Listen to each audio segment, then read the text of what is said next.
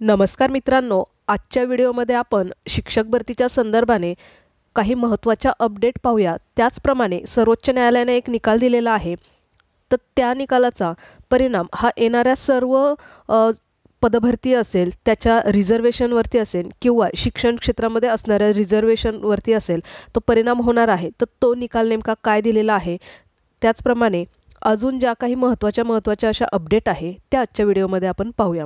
त्यातील ही पहिली अपडेट आहे ती म्हणजे रयत शिक्षण संस्थेशी संबंधित। आता विनामुलाखती सहचार राऊंडमध्ये ज्या विद्यार्थ्यांची नियुक्ती झालेली आहे, आता त्या रयत शिक्षण संस्थेवरती कोर्ट केस आहे। पण आता ह्या मुलांचं नेमकं काय पुढे, तर या शिक्षकांच्या शिष्टमंडळाने पुन्हा चव्हाण यांच्या नेतृत्वाखाली घेतली रोहित पवार यांची भेट। म्हणजे थोडक्यात एक युवकांचं नेतृत्व करणारे रोहित पवार त्यांची भेट घेऊन त्यांच्या माध्यमातून हा प्रश्न सोडवता येईल का, किंवा त्यांच्या माध्यमातून हा प्रश्न सोडवण्याचा प्रयत्न हे अभियोग्यताधारक करत आहे। न्यूज बुलेटिनमध्ये देखील सांगितलेलं आहे की आम्ही यामध्ये सकारात्मक आहोत, असं प्रेस नोटमध्ये सांगितलं।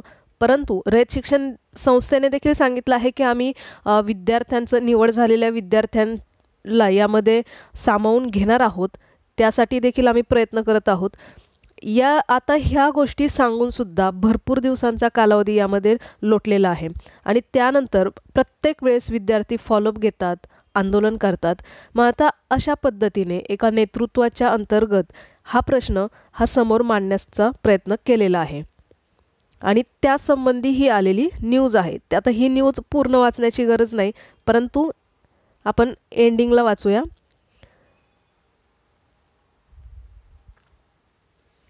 की अभियोग्यताधारकांची निवड झाली, त्यांच्याबरोबर जे बाकीच्या विद्यार्थ्यांची सुद्धा निवड झाली, त्यांचे स्कूलवरती ते रुजू पण झाले, त्यांचा पगार देखील चालू झाला। आणि या संदर्भात आता रयत शिक्षण संस्थेचे सदस्य आमदार रोहित पवार मंगळवारी सकाळी लातूरमध्ये आले असताना विनोद चव्हाण यांच्या नेतृत्वाखाली शिक्षकांच्या शिष्टमंडळाने त्यांची भेट घेऊन त्यांना नियुक्ती संदर्भात निवेदन दिलं। या प्रसंगी विनोद चव्हाण, संदीप माळी या ठिकाणी बाकीची नावं देण्यात आली की रोहित पवार म्हणाले की रयत शिक्षण संस्थेचे पदाधिकारी, कर्मचारी आणि संस्थेचे वकील न्यायालयातील स्टे उठविण्यासाठी प्रयत्न करत आहेत व मी स्वतः वकिलांशी फोनवर बोलून नियुक्ती संदर्भातील प्रश्न लवकरात लवकर मार्गी लावण्यास सांगण्यात असल्याचे आश्वासन देखील त्यांनी दिलेलं आहे की ह्या गोष्टीचा लवकरात लवकर मार्गी लावण्यासाठी सांगणार असल्याचं आश्वासन अभियोग्यताधारकांना यांनी दिलेलं आहे। ठीक आहे, आता सगळ्या गोष्टी किती लवकर होतील ते देखील महत्त्वाचं आहे, कारण शिक्षण आयुक्तांनी सांगितलं मुलांना काळजी करण्याची काही कारण नाही। रयत शिक्षण संस्थेने देखील ऑफिशियल नोटिफिकेशनमध्ये सांगितलं होतं की आम्ही ह्या गोष्टीत सकारात्मक आहोत, परंतु आता वाट किती दिवस बघायची हा मोठा प्रश्न आहे। आणि म्हणून आता यांच्या माध्यमातून हा प्रश्न पुढे मांडण्याचा या ठिकाणी प्रयत्न केलेला आहे आणि लवकरात लवकर ह्या प्रश्नावरती उत्तर मिळावं आणि या विद्यार्थ्यांची लवकरात लवकर जॉईनिंग या ठिकाणी व्हावी, कारण भरपूर दिवस गेलेले आहेत। 1-2 महिन्यांच्या यामध्ये पगार देखील विद्यार्थ्यांचा झाला असता। त्यानंतर आपली दुसरी महत्त्वाची अपडेट म्हणजे SC आणि ST आरक्षणातील वर्गीकरणास मान्यता। ही न्यूज खूप महत्त्वाची आहे। मग ती शिक्षक भरती असेल किंवा इतर सरळ सेवा पदभरती असेल किंवा जिथे राखीव जागा हा प्रश्न येतो, त्या ठिकाणी सर्व ठिकाणी ही न्यूज खूप महत्त्वाची आहे, कारण राज्यांना अधिकार, प्रत्येकाला ज्याला त्याला आपापल्या आता राज्याला हे अधिकार दिलेले आहे। आणि विशेष म्हणजे 7 न्यायाधीशांच्या घटनापीठाचा हा महत्त्वपूर्ण निकाल आहे की अनुसूचित जाती जमातीतील वर्गीकरणास सर्वोच्च न्यायालयाने मान्यता दिली आहे। आता वर्गीकरण म्हणजे यामध्ये बऱ्यापैकी कॅटेगरी येतात। आता हे जे वर्गीकरण आहे ते सर्वोच्च न्यायालयाच्या 7 न्यायमूर्तींच्या घटनापीठाने 6 विरुद्ध 1 म्हणजे जवळजवळ सगळ्यांचंच मत असं झालं, एक न्यायाधीश सोडले तर, की याचं वर्गीकरण करण्यात यावं, अशा बहुमताने हा निकाल दिला आहे। आणि बहुमत या ठिकाणी गृहीत धरलं जातं आणि हे बहुमत खूप जास्त आहे, 6-1 हे प्रमाण आहे। या निर्णयाने SC आणि ST आरक्षणामध्ये राज्यांना उपवर्गीकरण करण्याची परवानगी देण्यात आलेली आहे, कारण यामध्ये असा स्पष्ट उल्लेख करण्यात आलेला नाही, परंतु ज्या या गटातील लोकांचं जे उत्पन्नाचा आपला क्रायटेरिया ठरवलेला असतो 7 लाखाच्या आतमध्ये असेल तर ते NCL कॅटेगरीमध्ये मोडतात. त्याप्रमाणे आता ज्यांचं उत्पन्नाचा स्लॅब हा 7-8 लाखाच्या आतमध्ये आहे त्यांना आरक्षणाचा लाभ होतो आणि त्याच्यावरती गेलं म्हणजे क्रीमी लेअर क्रॉस केलं की त्या आरक्षणाचा लाभ होत नाही. मग तो OBC जरी असेल, फॉर एक्झाम्पल OBC आरक्षण आपलं सिम्पल घेतलं तरी पण त्यामध्ये जर NCL असेल तर त्या आरक्षणाचा फायदा होतो. आता हे प्रकरण नेमकं काय आहे सगळं न वाचता आपण मोजक्या हायलाईट मुद्द्यांवरती येऊया. पंजाब सरकारने अनुसूचित जातींसाठी राखीव असलेल्या 50% जागा वाल्मिकी आणि मजहबी शीख यांना देण्याची तरतूद केली होती. सर्वोच्च न्यायालयाच्या 2004च्या निर्णयाच्या आधारे पंजाब आणि हरियाणा उच्च न्यायालयाने यावर बंदी घातली होती. या निर्णयाविरोधात पंजाब सरकार आणि इतरांनी सर्वोच्च न्यायालयात अपील केलं होतं. वंचितांना लाभ देण्यासाठी हे आवश्यक असल्याचे सर्वोच्च न्यायालयाच्या 5 न्यायमूर्तींच्या घटनापीठाने 2020मध्ये सांगितलं होतं.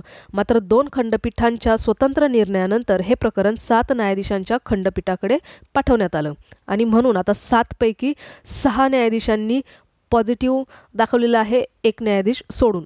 म्हणजेच या ठिकाणी बहुमत झालेलं आहे.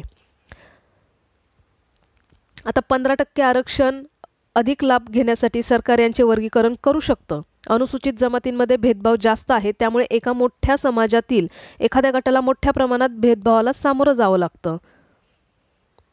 हे टाळण्यासाठी हा निर्णय घेण्यात आल्याचे सर्वोच्च न्यायालयाने म्हटले आहे. आता यातील महत्त्वाच्या नोंदी काय आहेत की अनुसूचित जाती आणि अनुसूचित जमातीच्या आरक्षणात वर्गीकरण करता येतं.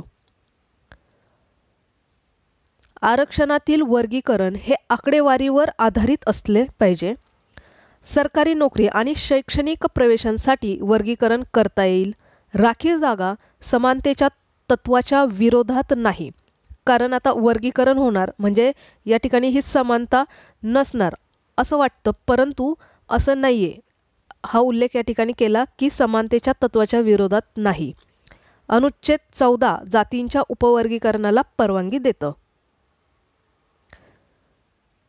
त्यामुळे सर्वोच्च न्यायालयाच्या या निकालामुळे जे काही SC आणि ST मधील जे प्रवर्ग आहेत, ज्याला आपण ABCD बोलतो किंवा अबकड असं बोलतो, तर त्यामध्ये ज्यांना खरंच गरज आहे किंवा जे वंचित प्रवर्ग बोलतो आपण, तर त्यांना याचा फायदा होणार आहे.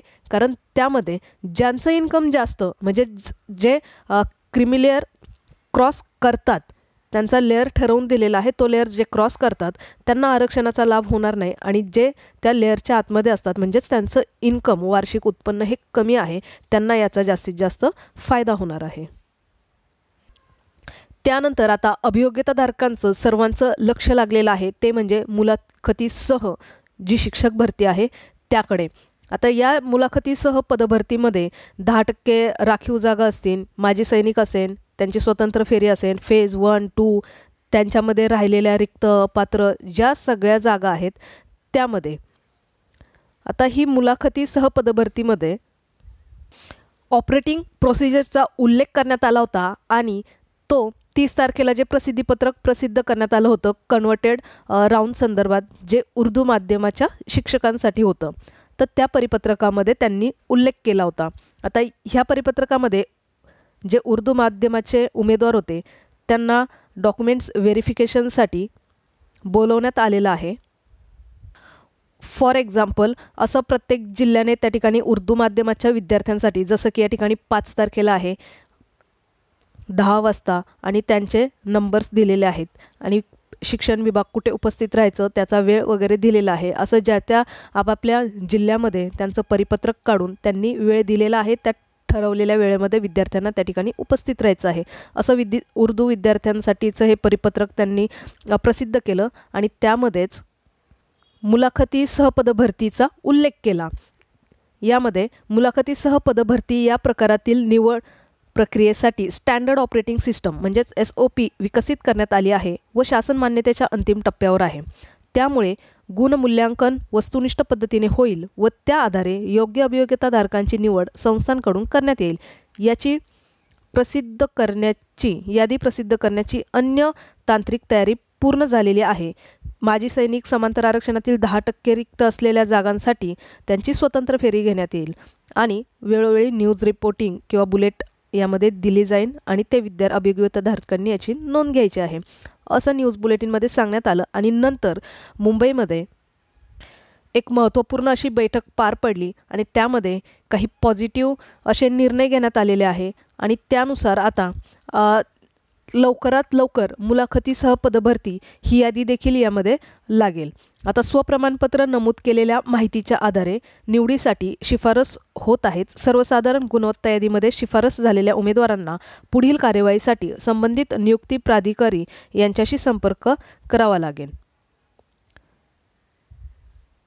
कारण ज्या भरतीवरती स्टे असतो त्याचा निकाल हा न्यायालयाच्या अंतिम निकालावरतीच अवलंबून असतो.